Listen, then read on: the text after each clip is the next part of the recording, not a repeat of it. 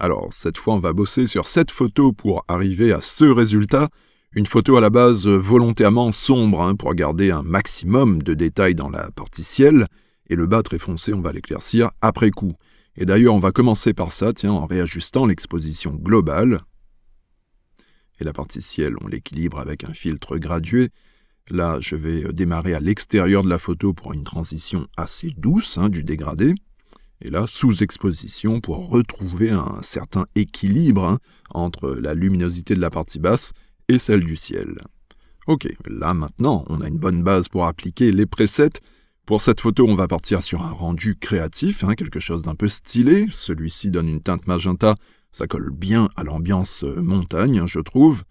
Ensuite, un petit peu de vignettage pour ajouter davantage de style à l'image en assombrissant les contours, dont le premier plan sur ce type d'image. Le but, c'est pas non plus de montrer tous les détails, suggérer les choses, c'est souvent plus intéressant. Donc là, on est pas mal au niveau ambiance.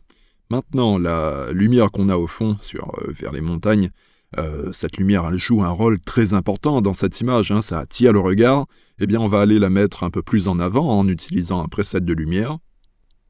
Là, je recherche juste un effet de lueur, pas trop de luminosité supplémentaire non plus. Donc l'exposition du filtre, je la remets à 0. Et la lumière vient bien sûr se placer en superposition de la lumière d'origine.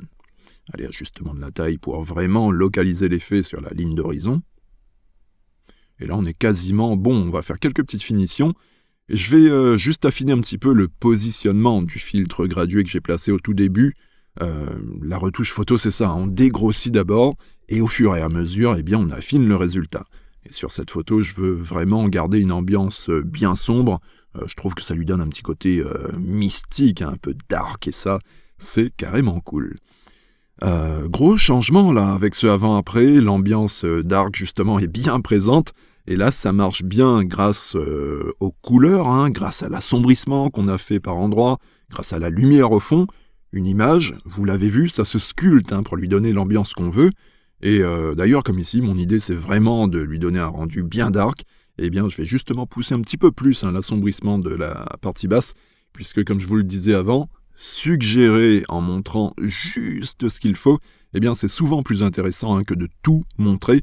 Il faut laisser un petit peu, la personne qui va regarder votre photo, il faut la laisser imaginer ce qui peut se trouver dans les parties sombres.